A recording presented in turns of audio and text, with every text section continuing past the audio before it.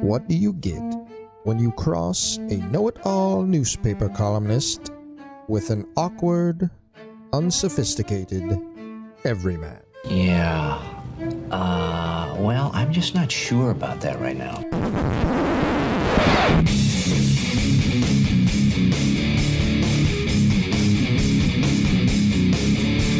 Welcome to Couch and the Rube.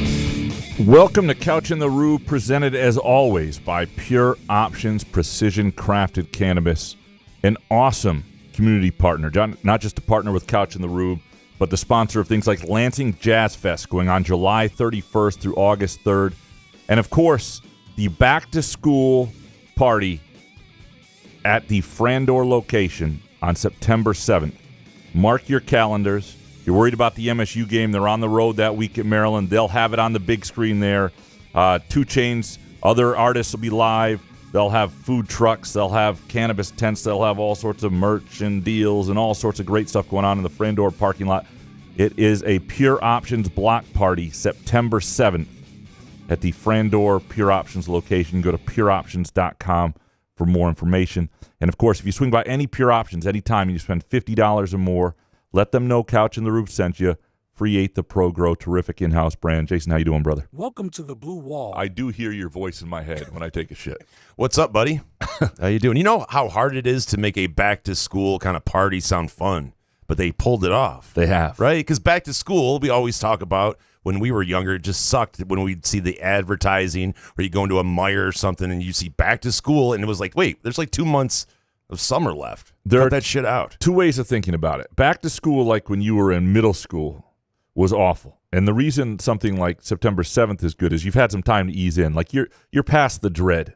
You're in the flow. Now you can before enjoy September 11th too, so you don't have to worry about that as well. But I wasn't going to go there. But double bummer. I hate to remind you of that tragedy. I'm sorry. I don't know where that came from, but well, back to school, 9/11. It's the same for some people. You never know. Yeah, too soon for that joke.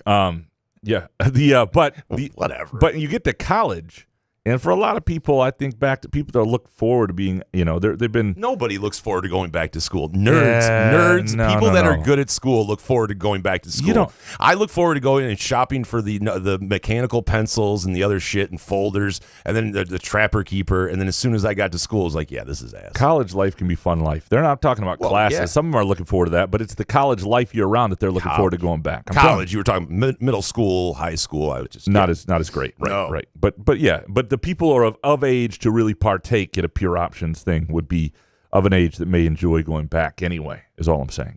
And for parents, this is a great chance to celebrate your children being back in school and out of the house for the summer when they're just around you. I mean, go to that party as well with 2 Chainz. I was talking to my buddy Scott Powers, and I don't mean it. I hope he doesn't mind me saying this the other day, but he just went on a vacation with his wife and 2 children who are age 6 and 3. Sounds awful. I've never heard a man sound more tired in my life and needing of it. Like they're going back to like camps and daycare today, and he was exhausted. He sounded like a man who had just been through it, and that was his vacation. He paid money to go through that. Like that's what this back to school party is for. If you are an adult, and you have children, it's like these fuckers are back in class all day. Let's party. Let's hang out with Pure Options. I'm proud to be a cat lady. Yeah. Yep. Here we go. Yep. We have, I think it'll be a fun hot take show today. I know we just did one Saturday, so if you haven't listened to that episode, it's up. We did one late in the week, Twitter questions show, Groovy Donut Twitter questions show, some really good stuff. There went more than 2 hours. Today's show will not be quite as long. I don't know that you and I can make it. You and I, when we hit the 2-hour mark on a show, yes, there is it's like an internal clock that just. I don't know. Saturday I was having fun. You were doing okay? Yeah, I was okay. Usually I know what you're saying, but the questions were tight. They were good. Yeah. We had some great conversation. It was Saturday. It was a beautiful day. I don't know. It was good. It was good. It didn't bother me. It was a good show. Sometimes the show hits an hour, and you're like, oh, boy. How long have we been doing this? You scroll down, and you're like, oh, God, this is going to be a while. Yeah. Yeah. It's always fun. Who cares? Absolutely. All right. Well, let's you ready with you want to go with first with your hot takes? Of course. Buenos tardes. It is time for the Detroit Tigers Gambling Update with Gramanito Couch and Jason Nick. After we constantly tell each other we shouldn't bet on the Tigers or tell the listeners to not bet on the Tigers, one of the co-hosts of the show gambles on the Tigers and bets Javi Baez under hits by a half. He just under, right? I mean, come on. And he hits 3 home runs in a row. Yeah. Please tell me Scott Harris was shopping Javi Baez after like the 3rd home run, though, right? You have to make some calls, see if people want Javi Baez. Maybe they haven't been paying attention. A half-ass, GM and ownership or something like that. Let me ask you this: to me, if you're the Tigers, you would pay half his contract to go. You're not asking for anything back, cash considerations or whatever the lowest form of minor league prospect is. Yeah. Somebody who's teetering on going to play independent ball, and then half the salary, and then that's well, that. I want to do a smart move. I mean, this is me irrationally. Well, I understand, but irrationally, I just despise Javi Baez. I'm happy he hit 3 home runs, which led to some wins there. But can we string it together before we start blowing Javi Baez again and going, Javi's back? And I understand Benetti and the guys, they have to say all this shit, but it's like, the Tigers tweeting out, there was no doubt about this home run. It's like, all right, I know you have to be positive, but really after all this guy has done and all the shit we've had to watch and sit through, now all of a sudden he hit 3 home runs in a row. We're just like, no, forget about it. Here is the test, though, for a baseball announcer. It is because we all know these guys work for the club, right? There's only so much they can do. Dan Dickerson, for as much as I love him, only tweets after the Tigers win. Like, it's like such bullshit. Like, I love Dan. But like he doesn't tweet at all. Like it's as if the losses didn't exist. Right. And the wins are the greatest thing in the world. I get it. He works for the club, and he's an unbelievably fantastic announcer. With Benetti, this should be the test when you're trying to hire somebody. It's not as annoying when he blows smoke up a shitty player as it was when it was with Shepard, and that's the ultimate test. Can I stomach the bullshit? Right. Because there's not as much with him, but it's also, can you stomach it? And sometimes it's just the inflection in your voice. It's the old stupid-looking face thing. It's not always the face, it's the voice.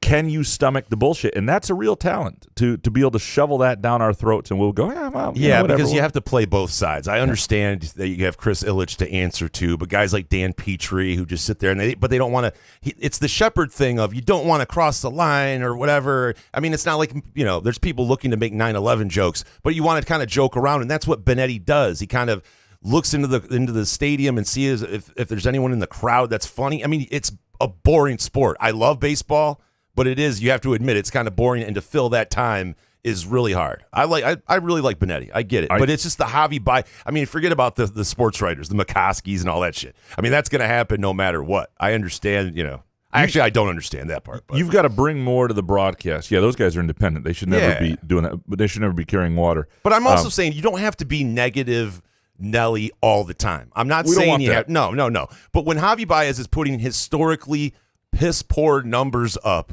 can we at least just talk about it? We don't have to sit there and walk on eggshells around a guy like Javi Baez, right? I mean, even if he goes to another team and prospers, I don't give a shit.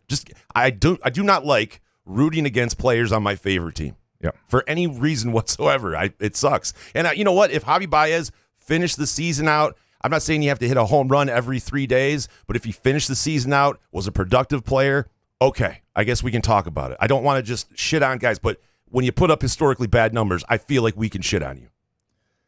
Yeah. No, I mean, there's nothing 3 days can do. And it's... Well, I mean, if you look at Twitter, there is. Because there's people there, Javi's back, that's my shortstop, that's our guy, and it's like, that people that watch the team day in, day out. Guys like Detroit Dan, I get it. You love everything Detroit. Jesus Christ. But come on, we can't just talk rationally. People that can't talk rationally about their team, you have to do it both ways. You can't just sit there and kiss the ass of every guy on the team like Tony Dombrowski style. I love his passion, but it's fucking annoying. You can't love everybody. But you also don't have to shit on people just because of one bad game. No, you shouldn't do that, and especially in baseball. But you're right. The tact to being a great announcer, you have to bring more to the broadcast, which with analytics and different number and just the delivery and wit and just talent. I mean, so are you saying you're not a fan of Benetti, or no? I'm a huge fan. Oh, huge fan of Benetti. He just brings a lot to the broadcast. Sure, is what it is. All right, my first hot take. The House case, the NCAA versus the House agreement that was filed Friday. We've been talking a lot about, revenue sharing and paying players and all the stuff that agreement was filed Friday, and it is going to change the face of college sports. There are a lot of decisions at a place like MSU, and it's not just you're now going to be paying players $22 to eventually probably $25 million or more. I will see if that number sticks. I don't know that will be enough as a percentage, but I do think it'll stem some of the lawsuits for the time being. What gets interesting though is one of the big things that's part of this is the change in scholarship limits. So, for example, men's basketball starting in a year, 15 scholarships instead of 13. Now, they may not fill those anyway. They don't need them. That's not a big deal, I don't think. Football, it is 105 from 85, right? You basically got rid of the walk-on. They basically go up to the scholarship limit. Now, do you need 105 guys? No. Will Ohio State recruit 105 guys? Does this get harder for a place like Michigan State then to recruit against Ohio State? Does it change the dynamic in which you now have to use the transfer portal more? Because a lot of those, if Ohio State has 105 guys, if Oregon has 105 guys, those guys are not all going to play. Some are going to be unhappy. They're just as likely to transfer, more likely to transfer in some cases.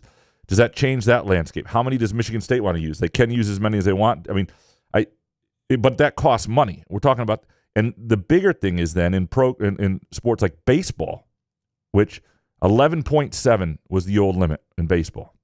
New limit, 34. So you're talking about 3 times the number of scholarships in baseball. Well, at Michigan State, they don't want to spend 34 scholarships on baseball, but some of the SEC schools will. So how on earth do you compete? And the idea that you're not going to cut sports, you really have to prioritize sports. What are you going to put this full scholarships in? What are you going to give resources to? These are going to be fascinating decisions for a lot of schools that have less than Michigan State, but even places like MSU.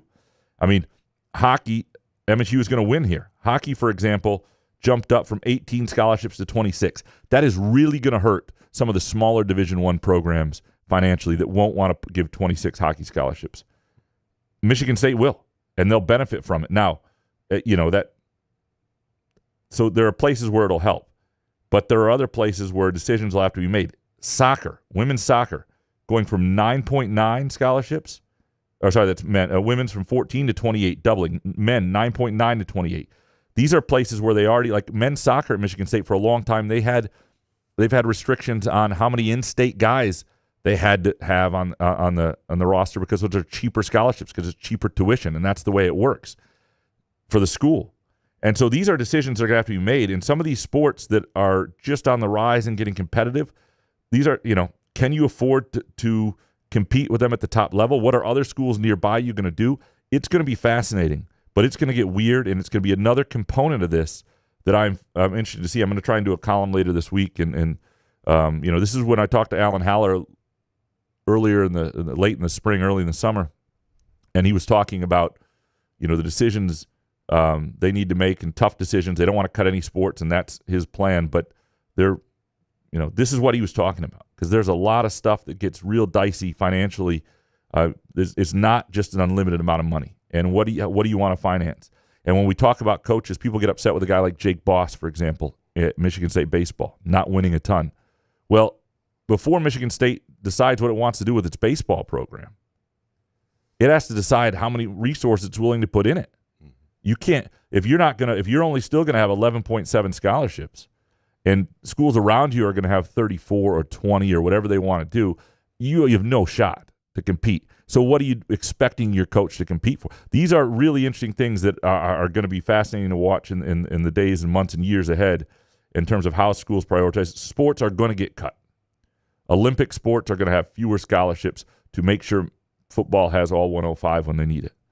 Certain sports are going to be prioritized. I'll tell you right now at Michigan State, men's basketball, women's basketball, football, hockey, safe as can be, priorities, front porch sports for the school, not an issue. I think hockey will go up to the full 26 based on what they're doing, and women's basketball doesn't change because they already had the maximum. But a lot of these sports will, and there will be really interesting decisions. Women's volleyball, big deal sport for a lot of people. 12 scholarships right now, 18 now. That's a lot more. That's a third more money. And if you want to compete and you're going to be up against schools that have that now, people want to play and there's only so much time. And again, the transfer portal will become a thing that this impacts. But this is going to be the story of the next year, how schools manage. But you say decisions need to be made. Are I don't even know who you're talking about, but are they in talks now? Are people talking? I mean, what do we wait? What is there to wait for, right? Well, Alan Haller said that, like at MSU, he and his staff and leadership teams have been talking about different scenarios for a while, and they've been putting themselves through different ideas. I mean, they're building budgets for this stuff. You talk to like a young sports information director trying to get hired, an intern somewhere doing this in the business, looking to work anywhere in the country. Those jobs aren't around right now because you know who's not hiring? Athletic departments. They're scaling back. They're certainly not adding staff a lot of places because they know they've got to pay for this. There's a lot of questions right now, and a lot of places where this is really dicey, and choosing what you want to be able to compete in. It's not going to be everything, and that'll be an advantage. Like if you don't have to fund football, or you decide, as a school, we can be really relevant in this. We have to really invest in this. If you're Vanderbilt, for example, and you suck in everything except baseball, you fund baseball all the way. And but those are decisions that are going to have to be made. If you're up north, if you're Michigan State softball and you're trying to build a program, and right now you have 12 scholarships, and now 25 is going to be the limit.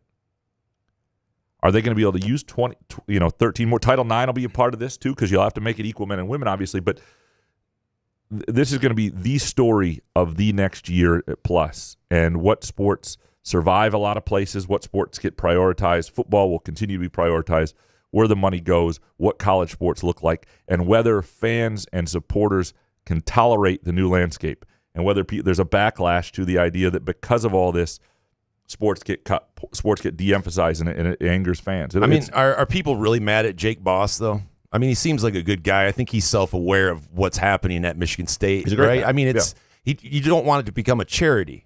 You know what I mean? Like, if you're not competing, and with the weather being so bad, people want to play at that stadium. Like, there's so many variables. It's not his fault, really, right? You should. It's tough to field a team. I mean, put Joe Torre out there and see if he can get a winning team on. Well, there are Michigan State. There are other Big Ten programs that are doing more than just existing right now, and that's what they've only they made the Big Ten tournament last year. They missed out on it this year. They have not been ascending for a while, and there are other Big Ten programs with similar challenges that have.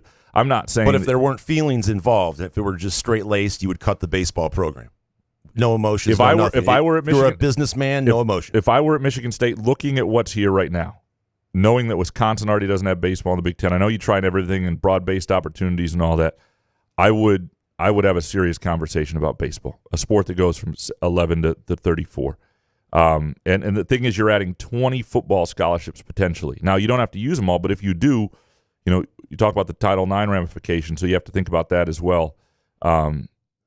It'll benefit you to be a women's athlete in a lot of ways in this than a men's athlete.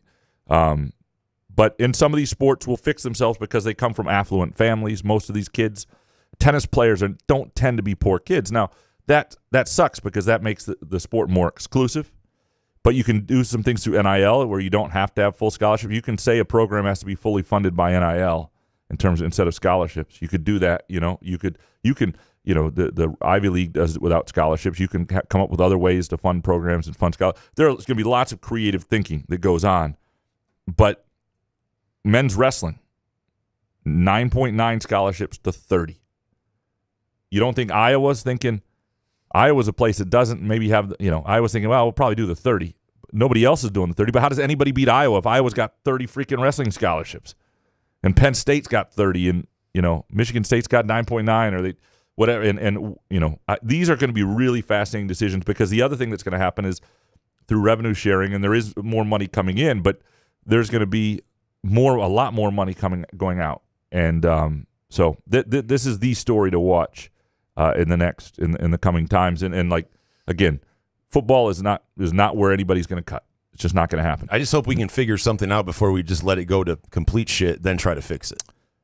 Step in front of it maybe a little bit. And men's basketball, which pays for itself, and if you do it right, helps pay for women's basketball, but doesn't pay for all that much else. The idea that men's basketball should be on even par too with like football in terms of finance. If we're looking at this isn't the NBA. This isn't what in terms of the college basketball finances. If we're looking straight there, where I also sometimes I have issues going. Well, why a football player isn't any better than a volleyball player. They just happen to play a sport that's more popular, but so they get shit in college. Is that really how we want to do this? And I guess it is. I get that.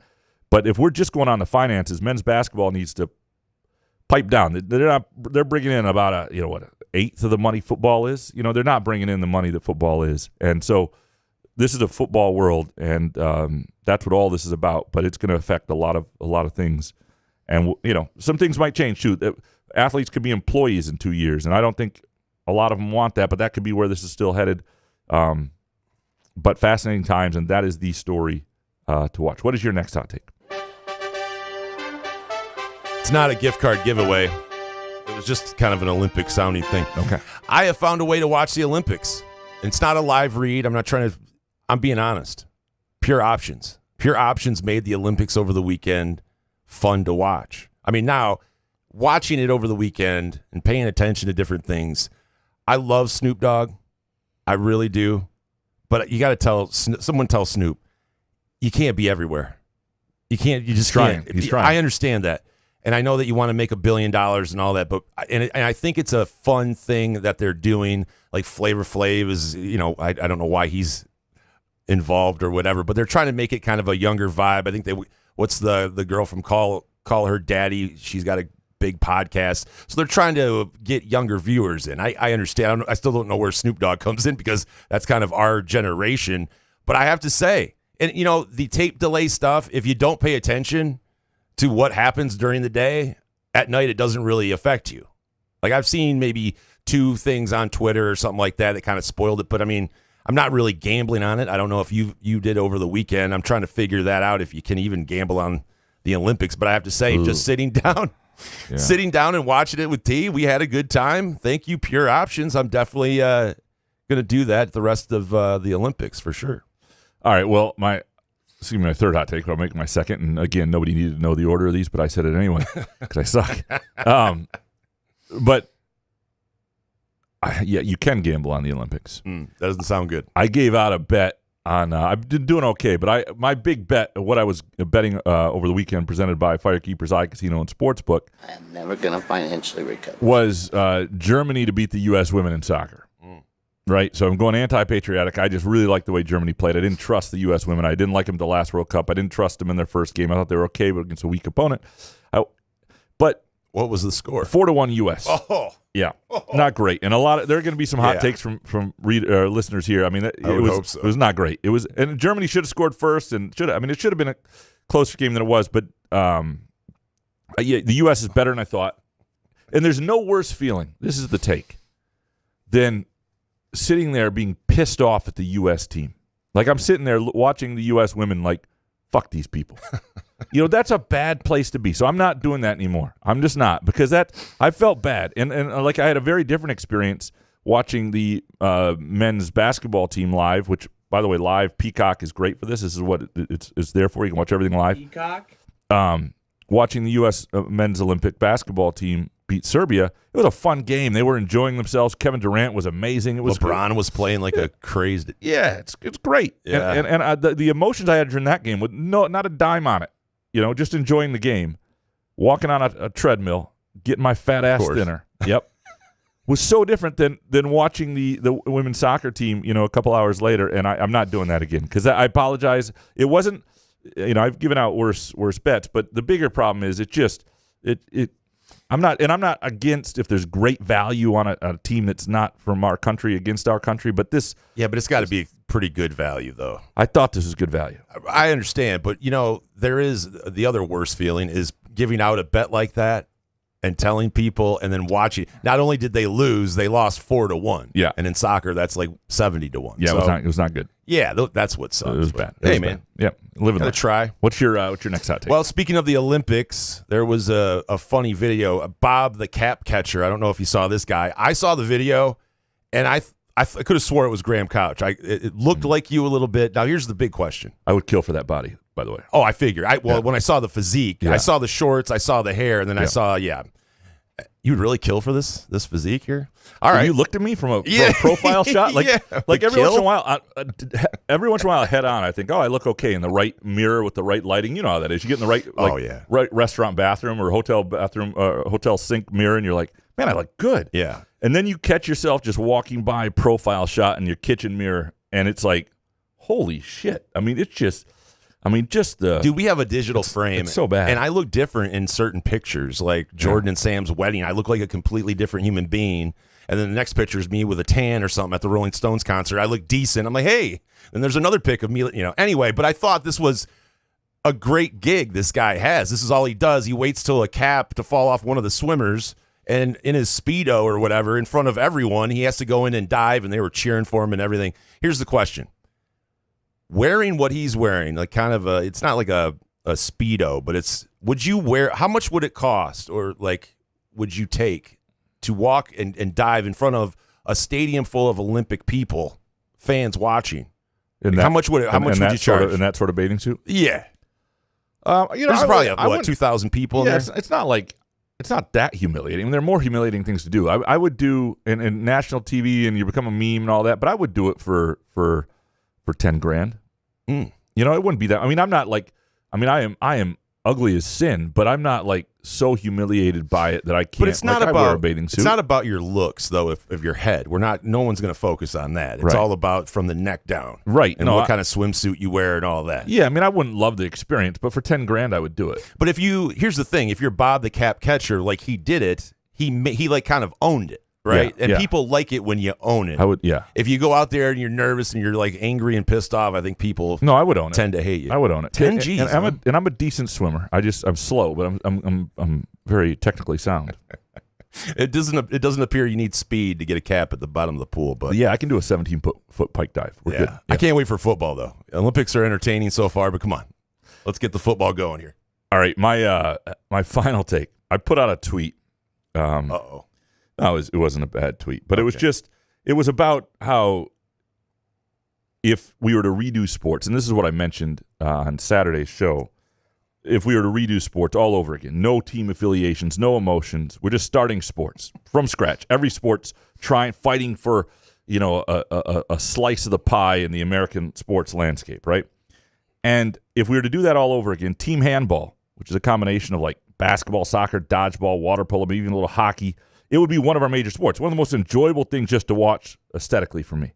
If we had like a team we loved. And then I tweeted, and any sport with 4-minute media timeouts after 3 incomplete passes would not be. And this was a shot not at the NFL, because the NFL plays a high enough level football, and it's a quicker game that it's not that. You can't blame football. There's a lot of media, but college football, this is what I'm saying, and you'll start to see it. If anybody who's, God damn it, the cord fell out of the thing again. It always falls. Let's see how many shows in a row. Yeah, I think we're at 6. Anyway, the apologies for the cursing.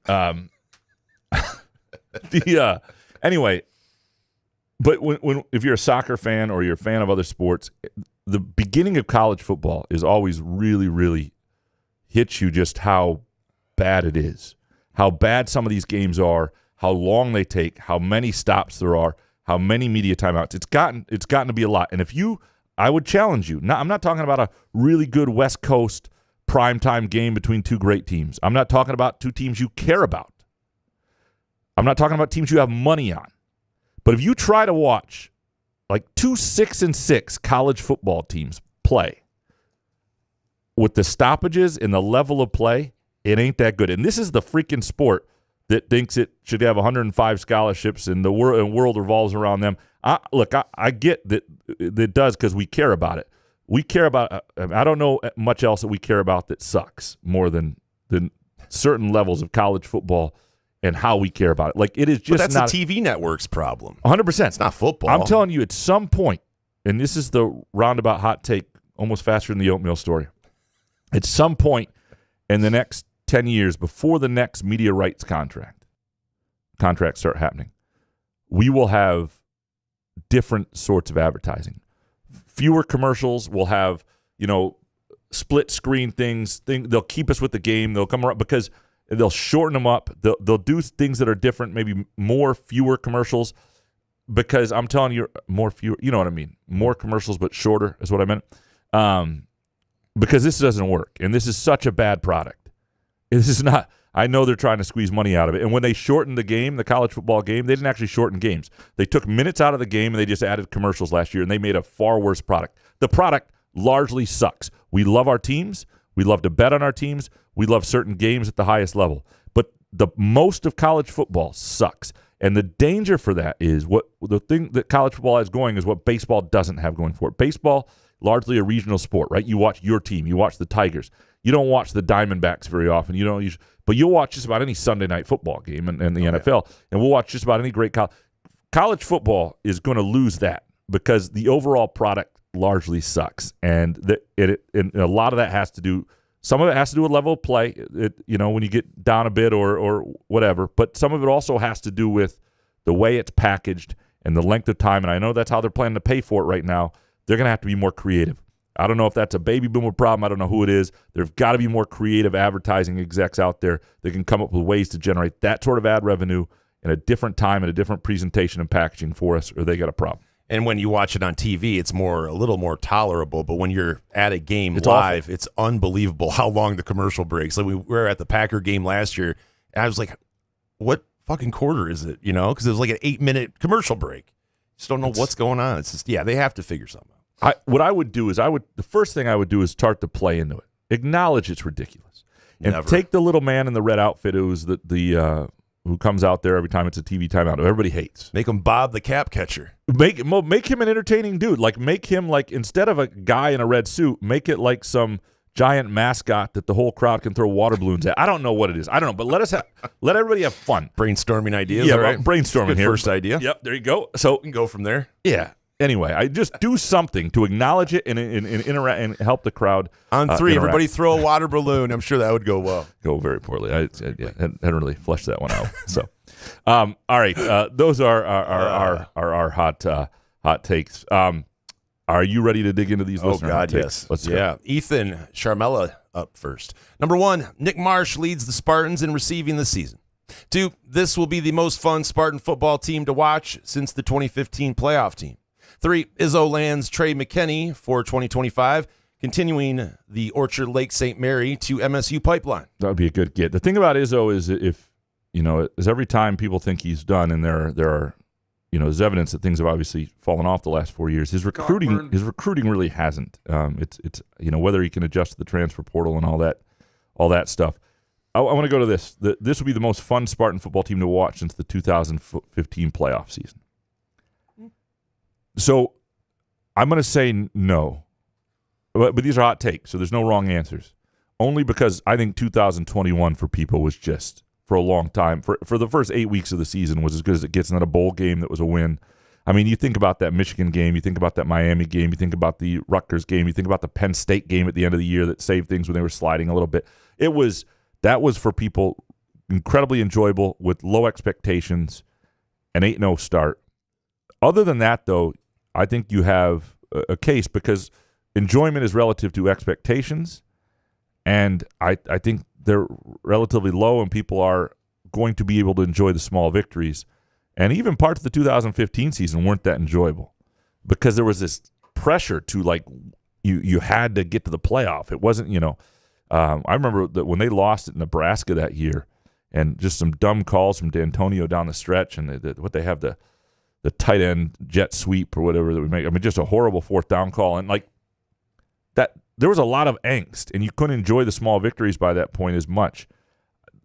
I'm not saying this will be more enjoyable than that. That was a team that went to the playoff, but there will be parts of this season that will be, beating up on bad teams will feel better this year, or beating other mediocre Big Ten teams will feel better. I do think it'll be an enjoyable team, and I think also because it's a new coach and there's some fresh hope to it, it'll be one of the more enjoyable seasons, perhaps, as long as it goes decently enough in quite a while. Skylar Verdon next. Get rid of conferences and just have every school be independent like Notre Dame. Conferences are meaningless at this point anyway. One giant TV contract, every D1 school splits evenly, And you could have a scheduled draft show where teams take turns drafting opponents for next season.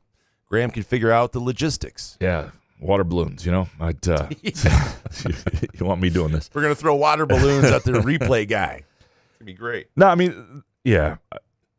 I do think is we get away from traditional conferences and traditional rivalries, which I think is dangerous. We get closer to other models.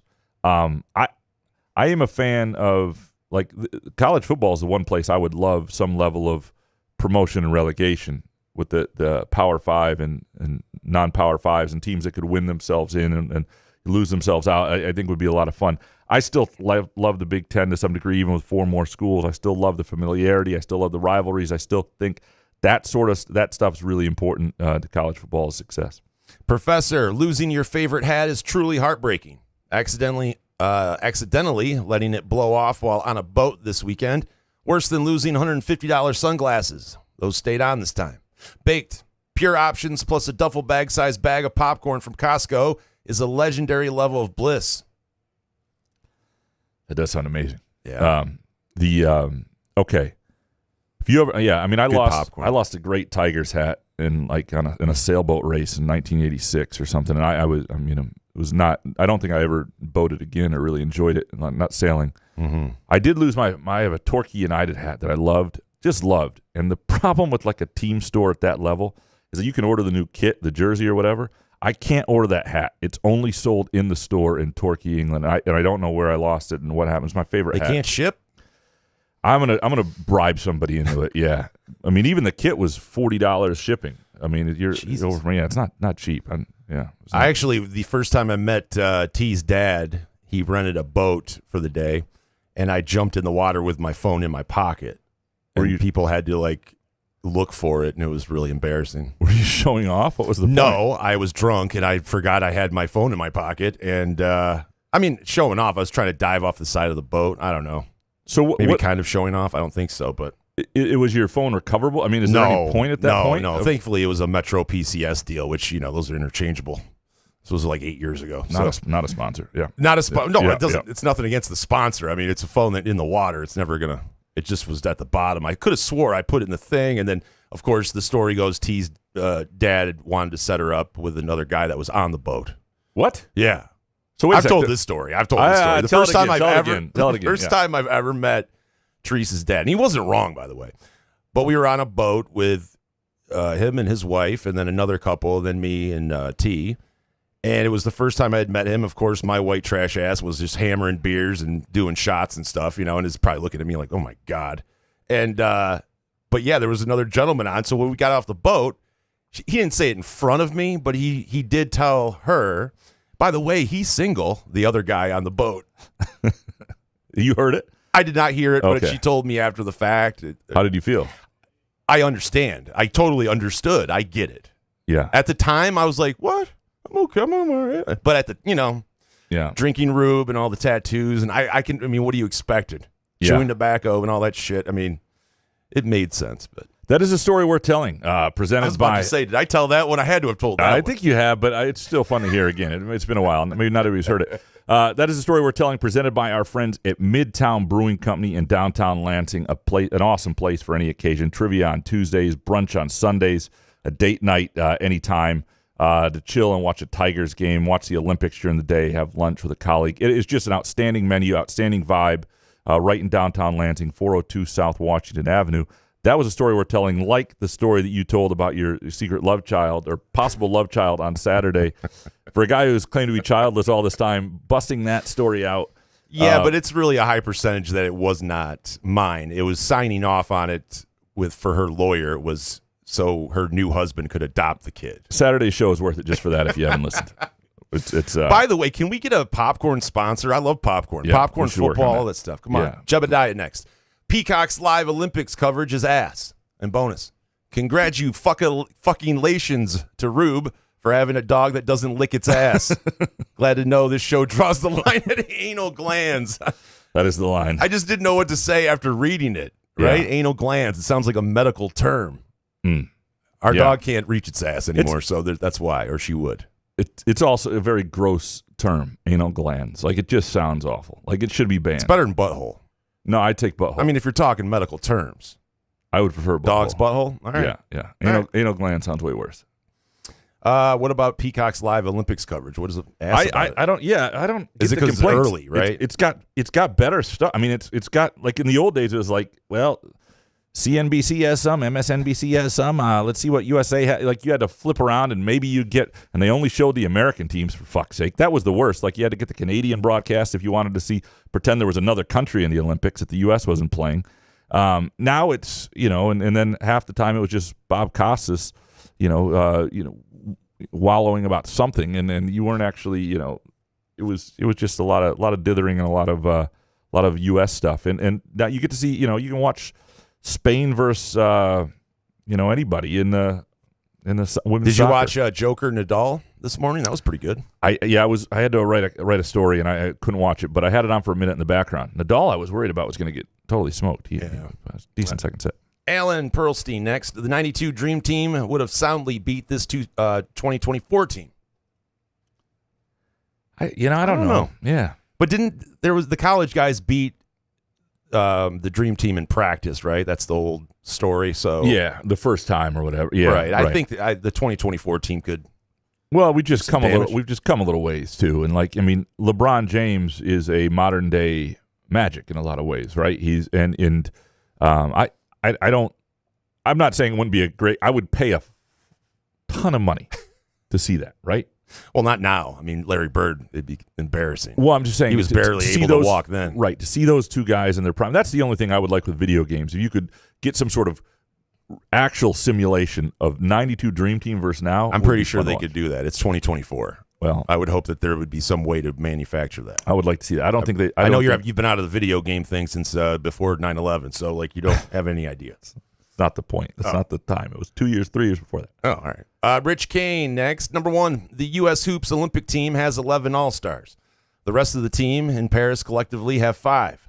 Plus Wemby has the rest of the world closed the gap. Sure, I guess, but it's nonsense that the rest of the world has caught up to U.S. basketball. The only question is if Team USA plays its best. And 2, the Paris opening ceremony was as spectacular as any other, but with infinitely more heart and soul than anything China or Russia could ever produce. Whatever that name is, singing Les Miserables was powerful. And Celine Dion closing the show on the Eiffel Tower was the most moving moment I've ever seen at an opening ceremony outside of Ali lighting the cauldron in Atlanta. Yeah, the arrow, the bow and arrow lighting the Barcelona flame in '92 is pretty cool too. But there's a lot of people were offended, thought they were taking shots at things, including our friend David Jackson has a different take on it. What? I only watched part. I don't because of Celine Dion. No, because they were poking fun at Christianity apparently. And, big. Had all sorts of testicles showing and stuff. I don't know what was going on, but I don't really care about the glands. I don't care about the opening ceremonies that much. So some people hated it. Some people said they should stop even trying to do them because this one was so much better. You got the Seine, the Eiffel Tower. You got a lot of things going for you, just better than any stadium one could ever do. So you might as well not even try in Los Angeles. I was not offended, but I missed most of it. So maybe Celine Dion, she has that stiff person syndrome, whatever that is. I guess it makes you stiff. Well, that's what she did. She sang the thing, right? Yeah. With that disease, is that why it's a tear-shedding thing? I guess. Okay. Kevin from Rochester Hills. Fencing would be more interesting if they used sharp swords. Bonus, the majority of athletes will come home with an STD instead of a medal. Yeah, they say the athlete village. Oh, no, they have those beds that are like cardboard. Oh, they're not supposed to be comfortable for that reason? Yeah, because you can't have sex on cardboard. There's no way. Yeah, I mean, it's like the dumbest idea because you can't figure it out. Because horny people have sex anywhere, but sleeping is more important if you're an athlete. Like I don't, and you got to be able to sleep comfortably. I don't really understand. 18-year-old Rube, dude, give me a cardboard bed. Yeah, and a willing lady. I'll show you how it's done. It was pretty easy to find the cardboard bed. It was the other. Fantastic. Yes, yeah. Absolutely. Yeah. With a hole in it. Yeah. Chris, Sunday in the car listening to Saturday's show. Stop for gas and a snack. Check the score of the women's team. Germany versus Germany decided Graham knows nothing about soccer. True self. Trust self. True. And from a Monsinner. Number 1, I don't always take Couch's betting advice, but when I do, the USA women's team wins 4-1. Benedict Benedict Arnold loving turncoat. 2, told my wife I bet on Germany, so every time the U.S. scored, she chanted USA and called me a traitor. She's Vietnamese. I'm sorry, both Iman and Chris. Your wife is a keeper. Yeah. I did not come through on that. I will. What did Elizabeth say? I didn't tell her. She doesn't know about any of this. I know. I just wanted to play the sounder. Yeah. She listened to the show. The show stops like today. Joey, pretty sure I saw Graham in the pool in Paris, a.k.a. Bob the Cap Catcher. Yeah, I mean, I'm not offended by that. Like, I've been compared to a lot worse looking people. Yeah, but it was only for a half second. Yeah. Right, like when we saw you, we opened the other eye and everything, Well, oh, yeah, that's not Graham. My wife would trade that guy for me any day of the week, without question. Where is Bob the Cap Catcher? Where's he at right now?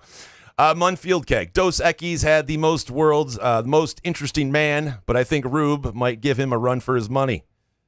I've been listening to you guys from the beginning, and the way Rube can still pull out stories like paternity documents from a driveway lawyer is amazing to me. It's the best. It's the best. I apologize. I could have swore I tell T stories, and I don't know. I just felt I've told that one. And by the way, how am I supposed to just bring it up randomly? Like a hot take? Speaking of children, I remember when I signed off on one, Well, you've been talking about not having a kid for like 5 years, and then all of a sudden there might be one. I know. It's just amazing what jogs this fat head of mine. I don't know.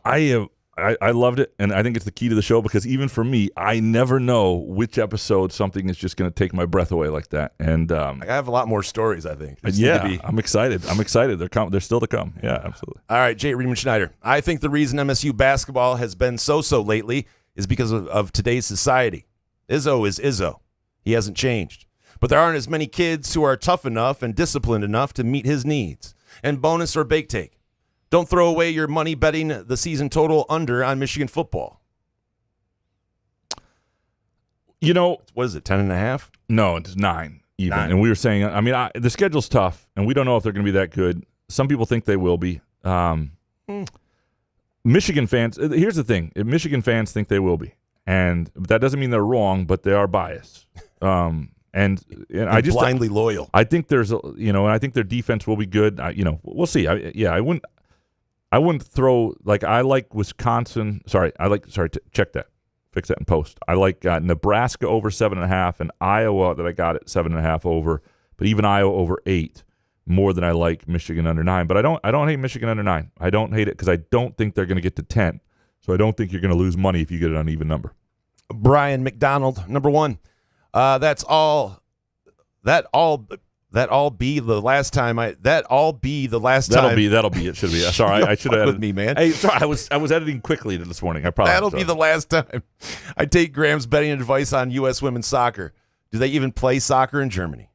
2, took a straw poll among friends, and Jason buried Lester Holt in a looking good competition. Congrats. And 3, I pass on a third hot take. Thank you. Yeah, we'll go 2.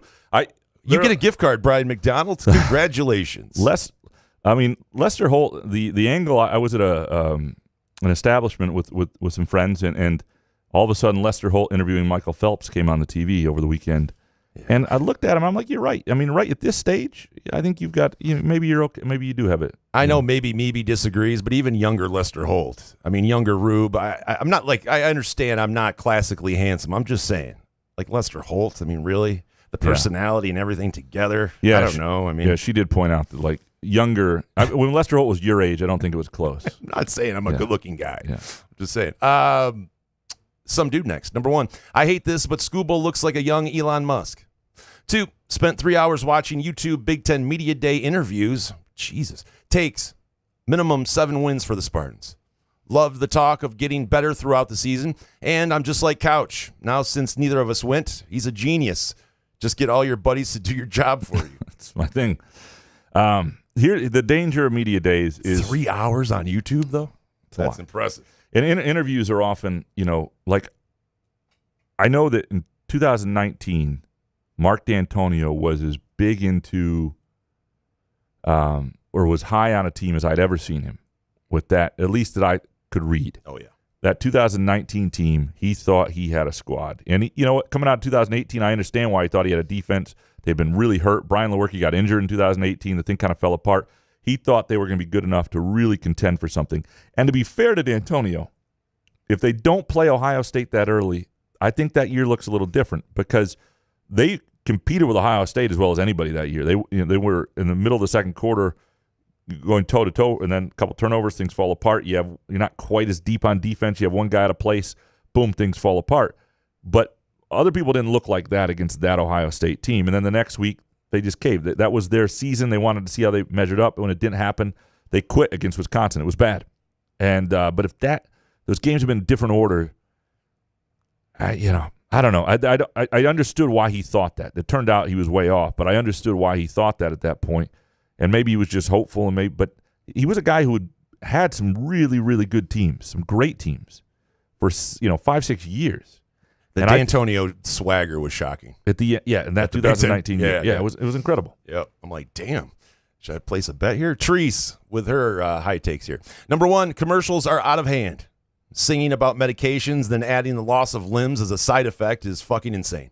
And 2, Ralph Macchio is 62. He was 22 in Karate Kid. What?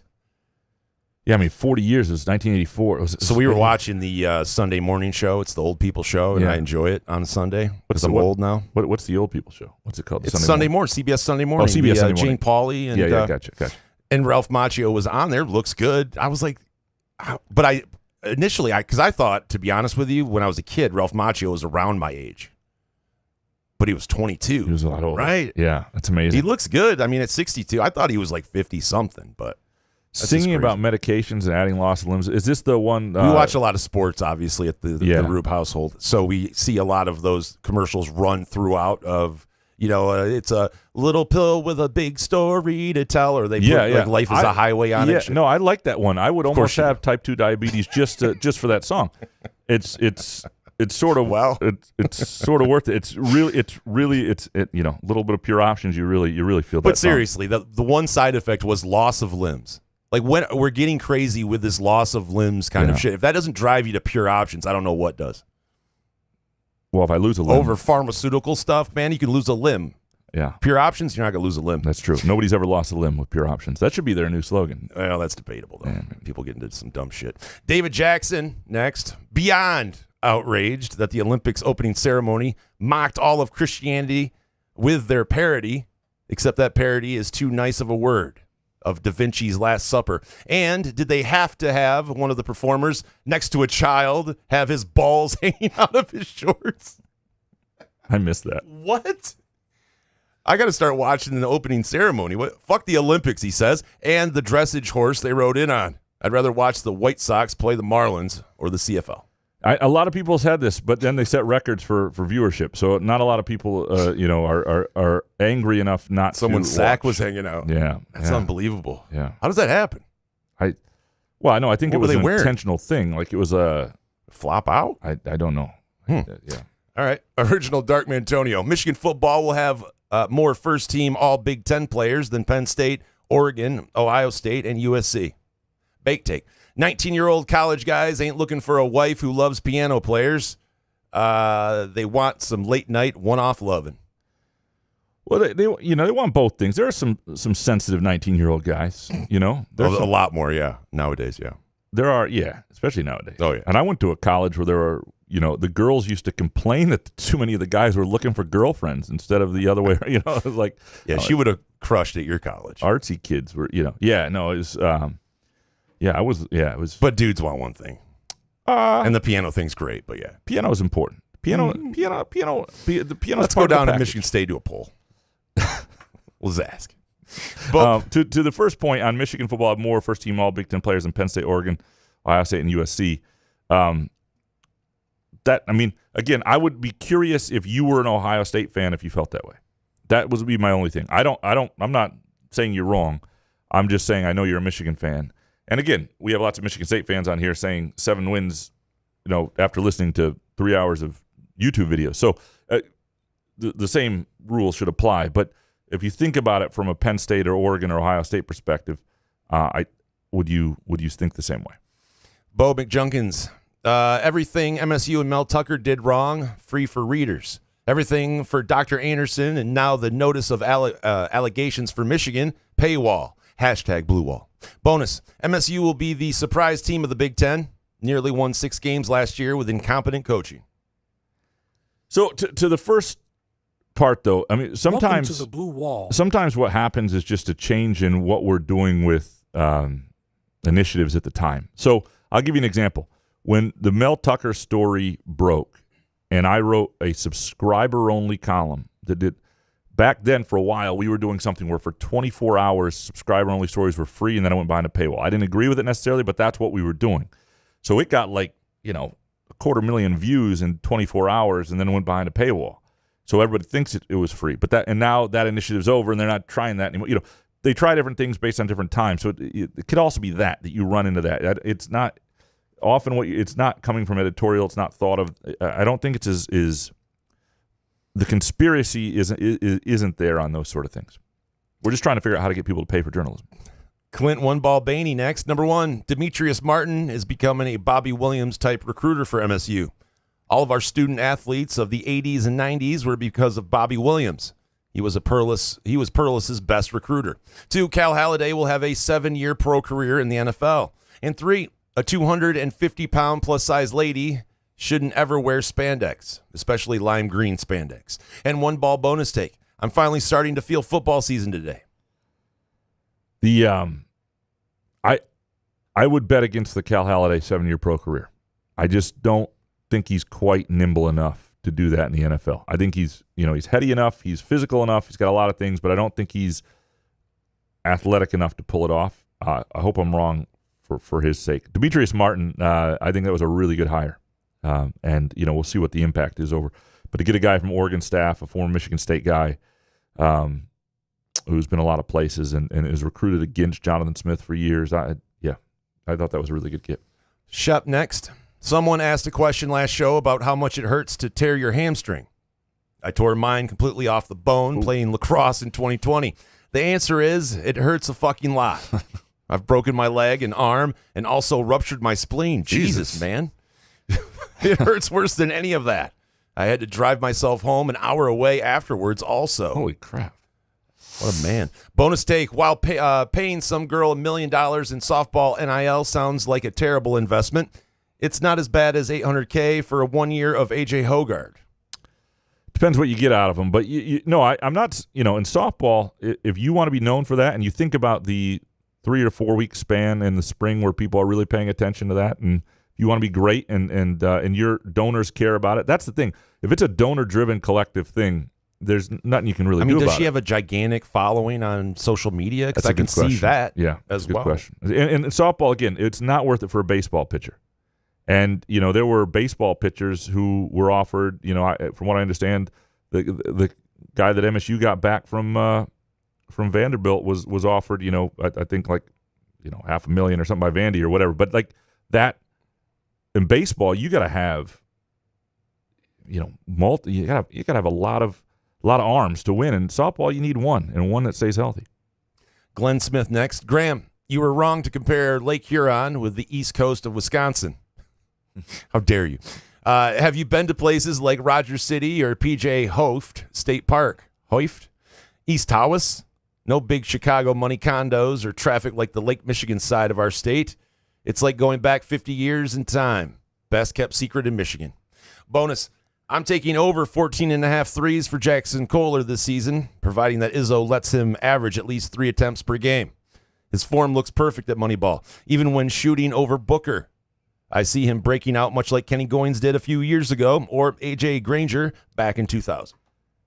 I mean, if he becomes like a Goins-Granger type 3-point story with the moves he has in the post, all of a sudden you've got a really dangerous Big Ten player, right? And so that would be the dream for MSU entirely. And then not only that, if you're playing him alongside a guy like Xavier Booker, and you've got Frankie Fiddler on the floor and Jay Nakins or whoever, Trey Holloman, you're talking like 4 shooters at a time. The shooting could be, but there's the question. We just haven't seen him do it in an MSU uniform yet. And so I think he's at a place now where for people to believe it, he's going to have to show it. And I'm not saying he can't, because I think the injury last year did destroy that year. But he's going to have to actually do it. To your first point on the Lake Huron side of the state, this is a fair observation. I have not spent a lot of time there. It just never looked as pretty to me from afar and when I'm over there. But I will take another gander and spend some time before I tell people to Lake Huron sucks. Couch on and actually, I shouldn't say we stayed at a beach house once just off like Cedarville of the Lake Chenot area up there, and oh man, it was incredible on the Lake Huron side. So that was great. That was in the UP. Sorry. Couch on fire. No, it was great. Yeah. 1, Tigers make big trade deadline move and trade backup catcher. Wow. Order your playoff tickets now. 2, Baez with 3-game home run streak. I thought Jason might go and repurchase his baseball card. 2, Jason, who are your favorites for the men's and women's golf gold medals? I got to say, I haven't even. I know Scotty. I see Scotty's in it. Morikawa. Right, I think Nelly Corda's in. I don't know. Sorry, man. So to the Tigers trade though of Carson Kelly to the Rangers, yeah, this was a good trade. He was a free agent. They've got a really good prospect in AAA. They wanted to bring up anyway, so you needed to make room. And it sounds like of the 2 players they got back, the guy who's a pitcher, at least projection like a hard throwing major league reliever. And that's good. If you got that for a guy who wasn't going to be on your team next year anyway as a backup catcher, that's not a bad deal. And we're all worried about Skubal, so it doesn't matter. I mean, you know what I mean? You see that and you go, "Oh, Carson, all right, man." Did you go out and get the Baez card back? No. What, the one I draw a dick and bag on? No. Listen, I'm standing firm. I don't give a shit. If he ends the season on a good note, okay, we can talk about it. But I mean, historically bad numbers. Come on. Steven Simmons. Number 1, watch the Tigers-Dodgers series before the break and just watch the Astros take 2 out of 3 from the same Dodgers. Tigers could be first in the AL West. 2, Astros in the trade market for Flaherty. 3, Texas A&M is the MSU of Texas, especially when you compare Texas and Michigan. Well, there are some. They're at one point both were like the Aggies, right? So like there's some. Yeah, I mean, I would love to be like Texas A&M. Yeah, Texas A&M has some weirder fans, right? That go to that. I mean, they have some weird. All right, but you have a lot of money coming in, though, right? Yeah, yeah. I wouldn't a decent trade. Yeah, usually that's what happens when money comes in. Weird people show up too. I think it's their students too. Like, okay. Sorry, these may be a former it's not student. the is zone. Yeah. I don't know. Their chants are weird. Their chants freaking weird me out. That's all. Oh, I see what you're saying. Yeah, that is pretty fucking weird. Yeah, I got you. No, it is. One thing that is interesting about the Tigers season is, and they've done fine of late, but because the AL Central's been so bad for so long, I still think of it as shit. And it's not this year. And so I do wonder if like this had been 2 years ago as AL Central, if the Tigers might be 4 games over 500 and we'd think a little differently of them. And I wonder if, they are in a but you can't lose that many one-run games. No, you're 100% right. Yeah. You can't. They're not that good. Ben Jen, summer is the worst. It goes fall, number 1 by far. Spring 2, winter 3. Summer is ass at 4. No sports, sweaty, nobody around to do things with, nobody around to do business with. This is when Pure Options is here for you, my man. Go to pureoptions.com. It sounds great. Yeah. Just go on to pureoptions.com. You can chill, get yourself some edibles, get yourself an eighth, whatever it is you want to do. And they'll talk you through it. Sign up for their Pure Perks loyalty program, too. It's fantastic. You can have the latest deals sent right to you at pureoptions.com. Locations 3 in Lansing, Mount Pleasant, Detroit, Muskegon. Go to pureoptions.com. Find out where the nearest one is to you. And I'm with you. I'm not, I like summer. I do like summer. Fall, I don't know. What's your number fall. One? Yeah, fall's but summer, sweet. I just like it because it breaks it up. You do need a break from football. That's why when it comes back, you absolutely can't wait for it. So I need a couple months off. I love sitting on the deck and watching a game out there or something and chipping golf balls all night. I mean, I'd say I love the summer. Winter is 3, spring is 4 for me. Even though I enjoy the beginning of the summer and the hope of new weather, but winter, January, that routine of January is still my favorite. Really, it's unbelievable. Even with the weather, it's just slushy, gray, snow. It stems from stressful holiday seasons and getting to January and being like, oh my God, this is right. But I'm saying if you were like, oh no, I ski or something like that, I'd be like, oh okay. I like random college basketball games in random towns, and that's January. All right, Kurt Wisniewski, number 1, the new Deadpool is awesome. A much-needed 2-hour break from our crazy world. 2, the best burger fries combo in Michigan is at the Peanut Barrel. Rodeo Burger. Rye bun, cheddar, medium rare. You're welcome. 33 days until MSU football. It is the Peanut Barrel does a lot of things well, and love their owners there. The guy who owns it now is the Bells no longer own it, but the guy who owns it is the owner of is Crunchies as well, and they've done a great job keeping that as is. Still, Midtown and Front 43 are my spots, but I appreciate the Peanut Barrel. I need to. I have not watched the new Deadpool. I haven't watched any of the Deadpool. Have you watched any of the Deadpool? I have seen one of the Deadpools. I did laugh. I think it's well written and fun. I mean, I don't know. Where do I find it, I guess? Oh, we watched a really good show over the weekend. Hold on. Give me some Hoff. Hoff? No way this is a good show, by the way. Oh, yeah, I got it. It's Bodkin, it's called. It's Irish. No, it's an Irish show about like three podcasters solving a murder in Ireland. Man. It's really good. It's like 7 episodes on Netflix. All right, hurry this up. I want to get home and watch this. All right. BB Kobe, Rube, greater than Lester Holt. Hell yeah. Thank you, BB. Fart Soup, number 1, I'm better looking than prime George Clooney. 2, also better looking than mid-90s Brad Pitt. And 3, Rube's illegitimate love child is also better looking than Lester Holt. Well, it's a younger-looking Rube, so you can only imagine. So this would be like a 17-year-old Rube. That is a good-looking child. What, when I had a kid? Yeah. Possibly? No. That's how old the kid would be now. Oh, yeah.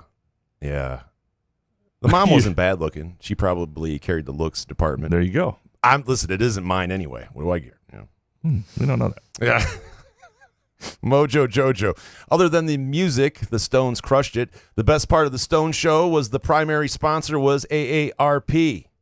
Wild to see a bunch of boomers attempting to regain their youth via $16 tall boys and hidden blunts in a stadium parking lot under AARP banners. Yeah, it was pretty great. You do whatever you can to get it back. Yep. Yeah. I mean, if AARP isn't going to sponsor the Stones, what are they going to sponsor? That's right. Like, it makes sense there, right? That's right. I mean, for the first time. Yeah, no, you can, and yeah. Like when I go into my father-in-law's restroom and he's got the AARP magazine, I'm like, well, who the fuck reads that? Another good place for boomers to recapture their youth is the Pure Options Block Party, by the way, September 7th. Very nice. So, yeah. Very, very nice. Varsity Softball Dad. This isn't a baked take or a hot take, but the George Washington Bridge sucks. The New Jersey Turnpike is ass, and everything surrounding Newark is garbage. But hey, Javi Baez, am I right? Yeah, he's back, apparently. That whole area, yeah, I could do without. Yep. Nervous bird. After watching multiple Netflix documentaries, I now believe Graham's history of not rewarding prizes in his contest is really a poor man's Ponzi scheme. That's it. Yeah, that was just to create my own. Yeah. What's the scheme? Right. What does it lead to? What do we get? Yeah. What is Graham getting out of it? Yeah. Hans Jurgen, number 1. Ha ha ha. Rube. My hot takes are inane. 2, the basketball center court logo at the Paris Olympics looks like 2 penises. 3, unless Jake Vealing is the next Gronk, our offense is going to suck this year. And bonus, Spartan Nation must not turn on Jonathan Smith if we suck this year. I don't think they will. I mean, people know that people will be disappointed, and people are hoping that the program's in better shape. But if it doesn't look like it's in better shape, I don't think they're going to blame him. Incompetence, we would have to see that again, right? Yeah, I mean, there's staff, which it would have to be really, really crazy. Things get out of hand. Yep. Jake Hawkins, number 1. So the only good thing about the new NBA media rights deal is the old NBA on NBC theme music will be coming back where it belongs, on NBC. No more using it for college basketball anymore, Fox. 2, Graham, since you talk about how valuable piano playing skills are, absolutely, doesn't it surprise you that no one has tried to revive the old Rum Runners? Or that piano dueling bar hasn't popped up around the Lansing area. And 3, so MSU football players report for training camp tomorrow. I'll live and die on the hill of MSU football season predictions. Most likely 6-6 or 7-5, possibly 8-4, and maybe, and just maybe, 9-3 or 10-3 if the players are all in on Smith and his new coaching staff. Boy, optimistic Jake Hawkins. I hope Tim Stout is stealing that right now. You'll hear that on tomorrow's Tim Stout show. I hope they don't break your heart. The Rum Runners, it's been gone a while. Dude, I mean, that place was terrible at the end, though. Was it? Oh, yeah. At the end. The early days, it was kind of a fun, hot place. Like the Lugnuts had just started downtown with it was right across from the stadium, and it was cool. Those piano players at Rum Runners did numbers, though. Yeah. I mean, I witnessed it in person. There's a lot of ladies out there so there you looking back on their piano thing. Their past going, man. Yeah. Piano guy with a man bun. Upper Deck Jerk Guy, finally. Number 1, I don't think I get enough credit for being the highlight of the show.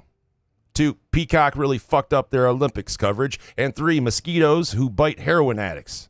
Must wonder what the hell they just sucked up.